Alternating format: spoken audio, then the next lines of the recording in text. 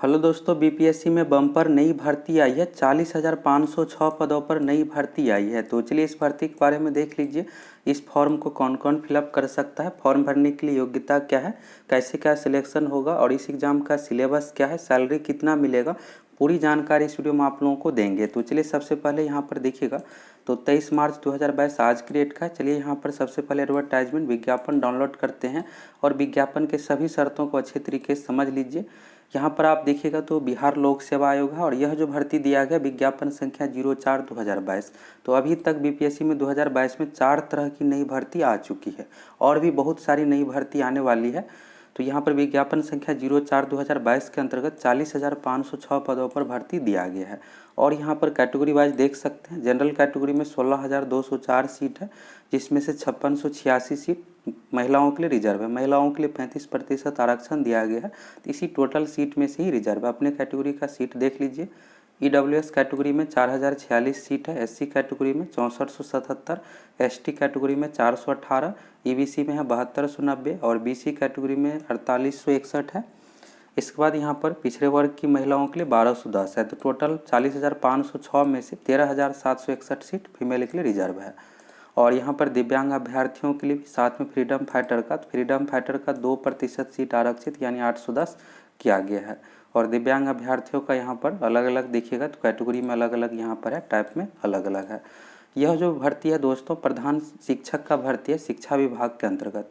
तो यहाँ पर देखिएगा शिक्षा विभाग उपलब्ध कराए गए जिलावार प्राथमिक विद्यालयों में प्रधान शिक्षकों की समेकित रिक्ति आयोग की वेबसाइट पर उपलब्ध है। तो जिला वाइज दिया गया है। और यहाँ पर वेतनमान के बारे में देखिएगा तो प्रारंभिक वेतनमान प्रक्रम 30,500। इससे अधिक आप लोगों को सैलरी मिलेगा। यहाँ पर बेसिक सैलरी जो डिसाइड किया गया 30,500। इसमें जो है हाउस रेंट भी जुटेगा, साथ में डीए महंगाई भत्ता भी जुटेगा। ये सब जुट करके आपको इसमें 40,000 प्लस सैलरी मिलेगा। जब आप ज्वाइन कीजिएगा उसी समय 40,000 प्लस सैलरी रहेगा। और बिहार में जो टीचर का सैलरी रहता है इससे बिल्कुल ही अलग है। नियोजित शिक्षक की तरह नहीं है कि आपको साल में 1-2 बार सैलरी मिलेगा, 6 महीने पे सैलरी मिलेगी। इसमें हर महीने आपको सैलरी दिया जाएगा और इसमें आने के बाद आप राज्य सरकार का कर्मचारी हो जाइएगा। हर महीने आपको सैलरी मिलेगा और इसमें आपको डीए हाउस रेंट सारी सुविधाएं मिलेगी जो बिहार सरकार के द्वारा प्रोवाइड की जाती है। तो 40,000 प्लस इसमें सैलरी मिलेगा आपको। इसी के बारे में यहाँ पर राज्य सरकार द्वारा समय समय पर किए गए वेतन पुनरीक्षण के आलोक में परिवर्तन होंगे। तो सारा कुछ यहाँ पर जोड़ करके मिलेगा। यहाँ से आपको सैलरी के बारे में क्लियर हो गया। और यह जो जॉब है बिल्कुल परमानेंट जॉब है। इसके बाद यहाँ पर शैक्षणिक योग्यता के बारे में देख लीजिए। यहाँ पर जरूरी है, पहला यहाँ पर भारत का नागरिक हो तथा बिहार राज्य के निवासी हो। तो यहाँ पर भारत के नागरिक है और बिहार राज्य के निवासी का कंडीशन रखा गया है। इसके बाद यहाँ पर देखिएगा तो क्वालिफिकेशन में ग्रेजुएशन मांगा गया है। मान्यता प्राप्त विश्वविद्यालय से कम 50% अंकों के साथ स्नातक उत्तीर्ण हो, यानी BA, BSc, BCom graduation level की डिग्री यहाँ पर होना चाहिए। और एससी एसटी कैटेगरी के लिए 5% का छूट दिया गया, यानी 45% मिनिमम मार्क्स होना चाहिए। तो इसी के बारे में यहाँ पर है। अब दूसरा कंडीशन यहाँ पर देखिएगा तो डीएलएड से संबंधित मान्यता प्राप्त संस्थान से डीएलएड या बीटी, बीएड, बीएड और इसी संबंध बीएलएड उत्तीर्ण होती है। ये सब जो डिग्री है यहाँ पर जो भी लास्ट में लिखा है, ये पहले होता था 5-7 साल पहले। अब जो होता है डीएलएड होता है और बीएड होता है। तो पहले का भी डिग्री है इससे संबंधित, तो आप बिल्कुल फॉर्म भर सकते हैं। तीसरा यहाँ पर कंडीशन रखा गया है। यहाँ पर 4 कंडीशन है। पहला यहाँ पर बिहार राज्य का निवासी हो, दूसरा यहाँ पर हो गया ग्रेजुएशन का कंडीशन, तीसरा यहाँ पर बीएड डीएलएड का कंडीशन है और चौथा कंडीशन देखिएगा तो वर्ष 2012 या उसके बाद नियुक्त शिक्षक हेतु शिक्षक पात्रता परीक्षा में उत्तीर्ण हो। बिहार सरकार के द्वारा भी टीईटी लिया गया था 2017 में। तो या तो आप 2017 बिहार टीईटी पास हो या फिर सीटेट सेंट्रल टीईटी का जो भी यहाँ पर परीक्षा लिया गया उसमें से किसी एक भी एग्जाम में आप पास है तो बिल्कुल आप फॉर्म को भर पाइएगा हो। एवं वर्ष 2012 से पूर्व नियुक्त शिक्षकों के लिए दक्षता परीक्षा उत्तीर्ण होना अनिवार्य होगा। तो यहाँ से आप लोगों को क्लियर हो गया।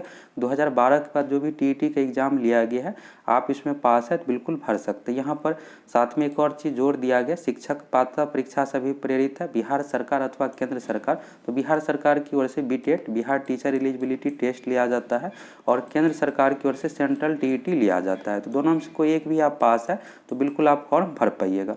यहाँ पर संस्थान द्वारा वर्ग 1 से 5 और वर्ग 6 से 8 में शिक्षक के पद पर नियुक्ति हेतु आयोजित होने वाली पात्रता परीक्षा। यहाँ से क्लियर हो गया। अब इसी चीज़ को यहाँ पर इंग्लिश में लिखा गया है कि जिससे कोई भी कैंडिडेट को डाउट ना रहे क्या कुछ यहाँ पर क्वालिफिकेशन है। क्वालिफिकेशन क्लियर हो गया। अब चलिए एक्सपीरियंस के बारे में देख लीजिए। पंचायती राज संस्था एवं नगर निकाय संस्था अंतर्गत पंचायत प्रारंभिक शिक्षक और नगर प्रारंभिक शिक्षक के मूल कोटि के पद पर न्यूनतम 8 वर्ष की लगातार सेवा। अगर आप बिहार सरकार के अंतर्गत पहले से टीचर है और 8 वर्ष लगातार कंप्लीट हो गया तो इस फॉर्म को आप भर पाइए। यह जो पोस्ट है हेडमास्टर से संबंधित है, इसलिए इसमें एक्सपीरियंस वालों को लिया जा रहा है। नॉर्मल जो कैंडिडेट है उसके लिए यह फॉर्म नहीं है, उसके लिए अलग से यहाँ पर टीचर की भर्ती की जाएगी, तो उसमें आप फॉर्म भर पाइएगा। यह जो है जो पहले से बिहार सरकार के अंतर्गत टीचर है तो उसके लिए यहाँ पर है पंचायती राज संस्था या नगर निकाय में यानी नगर निगम से संबंधित, या फिर आप ग्रामीण क्षेत्र में टीचर है, प्रारंभिक शिक्षक है या फिर नगर प्रारंभिक शिक्षक के मूल कोटि पर 8 साल का सेवा पूरा हो गया तो फॉर्म को भर पाइएगा। और पंचायती राज संस्था एवं नगर निकाय संस्था अंतर्गत स्नातक शिक्षक जिनकी सेवा संपुष्ट हो। उक्त अवधि की गणना योगदान की तिथि अथवा प्रशिक्षण अर्हता प्राप्त करने की तिथि जो बाद में हो के आधार पर की जाएगी। तो इसी के बारे में यहाँ पर दिया हुआ है, तो यहाँ से आपको क्लियर हो गया। और शैक्षणिक योग्यता जो भी यहाँ पर है फॉर्म भरने की अंतिम तिथि से पहले का होना चाहिए, मांगा जा रहा है। अब चलिए यहाँ पर एज के बारे में देख लीजिए, सिलेबस कैसे क्या है इसके बारे में देख लीजिए। इसमें जो सिलेक्शन होगा एग्जाम के आधार पर आप लोगों को एग्जाम देना पड़ेगा। और साथ ही आप सभी चैनल पर अगर नए हैं तो ज़रूर सब्सक्राइब करके जुड़ जाइए, हम आप लोगों को एक और वीडियो प्रोवाइड करवाएंगे।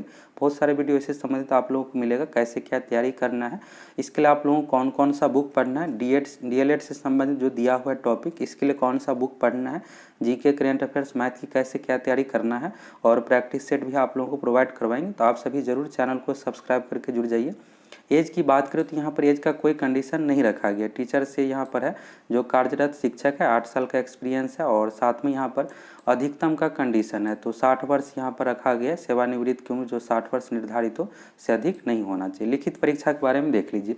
लिखित परीक्षा में टोटल 150 क्वेश्चन पूछा जाएगा, जिसमें से 75 क्वेश्चन GS यानी जीके से संबंधित रहेगा, जिसमें मैथ रीजनिंग भी शामिल है। और 75 क्वेश्चन यहाँ पर टीचर से संबंधित यानी DLED से संबंधित पूछा जाएगा, बाल विकास से संबंधित पूछा जाएगा। निगेटिव मार्किंग भी 1/4 निगेटिव मार्किंग है, यानी 0.25 अंक काटा जाएगा। एक क्वेश्चन सही होने पर आपको 1 अंक मिलेगा, अगर एक क्वेश्चन गलत हो जाता है तो 0.25 अंक काटा जाएगा, यानी 4 क्वेश्चन गलत होने पर एक आपका सही का मार्क्स कट हो जाएगा। परीक्षा की अवधि 2 घंटे की होगी।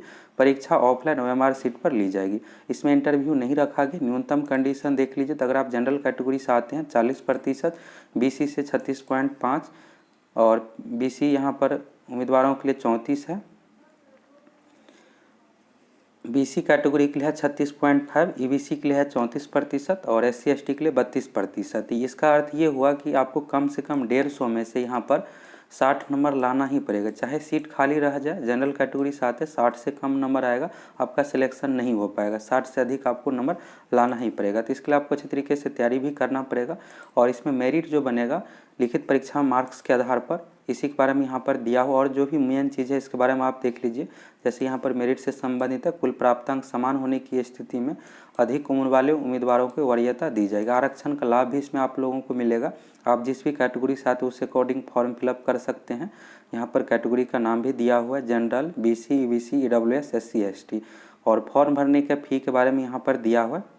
अगर आप जनरल कैटेगरी से आते हैं तो आपको 750 रुपये पेमेंट करना पड़ेगा। और यहाँ पर ज़रूरी जैसे है फॉर्म भरते इसमें आपको डॉक्यूमेंट भी अपलोड करना पड़ेगा, मैट्रिक का प्रमाण पत्र या अंक पत्र, शैक्षणिक योग्यता में ग्रेजुएशन का हो गया, एक्सपीरियंस, ये सब चीज़ें आपको फॉर्म भरते इसमें अपलोड करना पड़ेगा। जब आप डॉक्यूमेंट वेरिफिकेशन के लिए जाइएगा उस समय मांगा जाएगा, जब भी मांगा जाएगा तो आपको दिखाना पड़ेगा। शुल्क की बात करें जनरल कैटेगरी से आते हैं तो 750 रुपये, अगर आप SC ST और फीमेल है तो 200 रुपये। और यहाँ पर समान अभ्यर्थियों जैसे जनरल हो गया, BC, EBC, EWS कैटेगरी से आते हैं पुरुष है 750 रुपये, SC ST कैटेगरी से आते हैं पुरुष महिला दोनों के लिए 200 रुपये। और आप किसी भी कैटेगरी से हैं महिला है तो 200 रुपये। दिव्यांग अभ्यर्थियों के लिए भी 200 का यहाँ पर कंडीशन रखा गया है। फॉर्म भरने का जो तिथि है यहाँ पर 28 मार्च से शुरू है, 22 अप्रैल 2022 तक है। और इसमें आपको फॉर्म स्पीड पोस्ट से BPSC ऑफिस भेजने की ज़रूरत नहीं है, लेकिन फॉर्म भरते इसमें आपको जो भी डॉक्यूमेंट है सभी आपको अपलोड करना पड़ेगा। एक्सपीरियंस का भी सर्टिफिकेट आपको अपलोड करना पड़ेगा, इसी के बारे में यहाँ पर दिया हुआ है। और चीज़ें यहाँ पर देख लीजिए, अगर फॉर्म भरते इसमें किसी प्रकार का मिस्टेक हो जाता है तो 1 सप्ताह का समय दिया जाएगा, इसमें आप लोगों को सुधार कर लेना है। और सुधार करके यहाँ पर अपना प्रिंट निकाल करके सही तरीके से रख लेना, इसी के बारे में यहाँ पर दिया हुआ है। और यहाँ पर देखिएगा तो जो भी यहाँ पर डॉक्यूमेंट है ये सब आपको सही तरीके से रख लेना है। BPSC ऑफिस इसमें भेजने की ज़रूरत आपको नहीं है। यहाँ पर दिया हुआ था। यहाँ पर आप विज्ञापन की सभी शर्तें को अच्छे तरीके से देख ली, इस फॉर्म को कौन कौन फिलअप कर सकता है। अब चलिए यहाँ पर सिलेबस के बारे में देख लीजिए। तो जनरल स्टडीज़ से 75 क्वेश्चन पूछा जाएगा, 75 अंक का है। तो इसका सिलेबस जो रहेगा, जिस तरह से बीपीएससी संयुक्त प्रतियोगिता परीक्षा कराता है उसी अकॉर्डिंग रहेगा। आप बीपीएससी संयुक्त प्रतियोगिता परीक्षा यानी बीपीएससी की ओर से हर साल जो ली जाती है, इस बार 67वीं की ली जाएगी।